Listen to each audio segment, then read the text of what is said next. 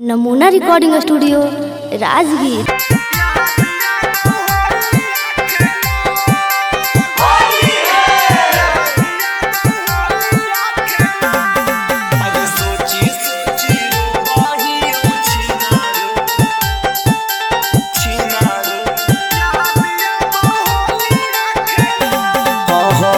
होली में छोड़ के चला गे ससुररिया के कारा लगई जान रंगावाया बिरिया गे जान।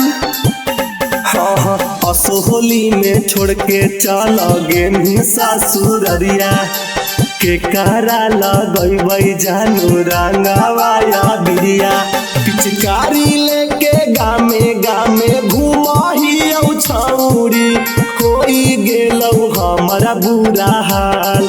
अगे सोची सोची रो बही छिनार याद या बहुलिया खेलाल। अगे सोची सोची रो बही छिनार याद या बहुलिया खेलाल।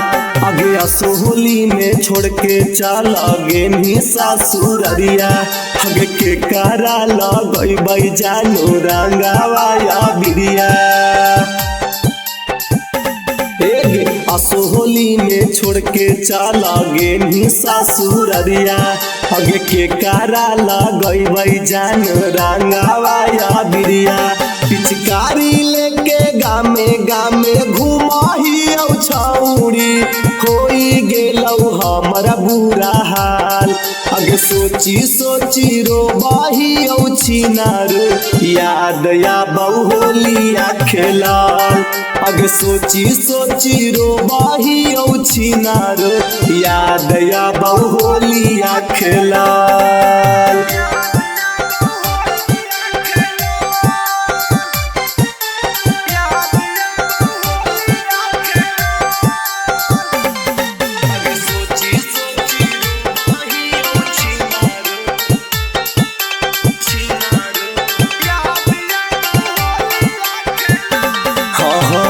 तोरे चक्कर में रात भर रही जागल जब जब याद सताबौ हो जाही पागल।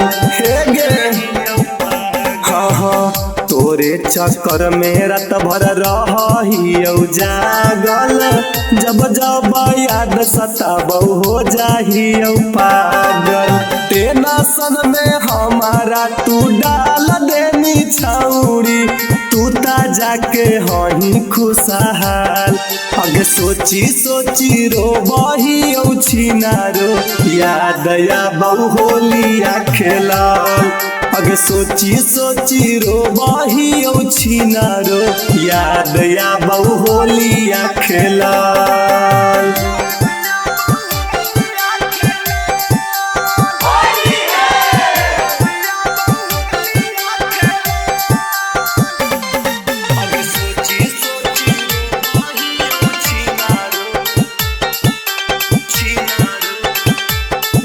Recording studio Rajgir.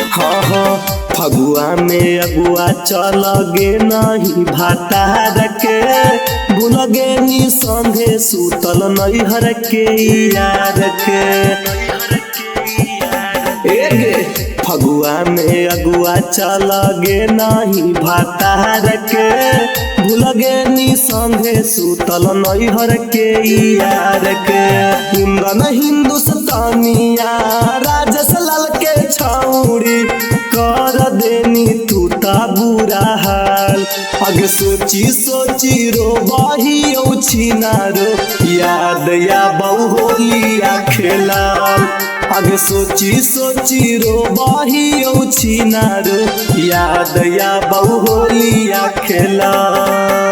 नमूना रिकॉर्डिंग स्टूडियो राजगीर।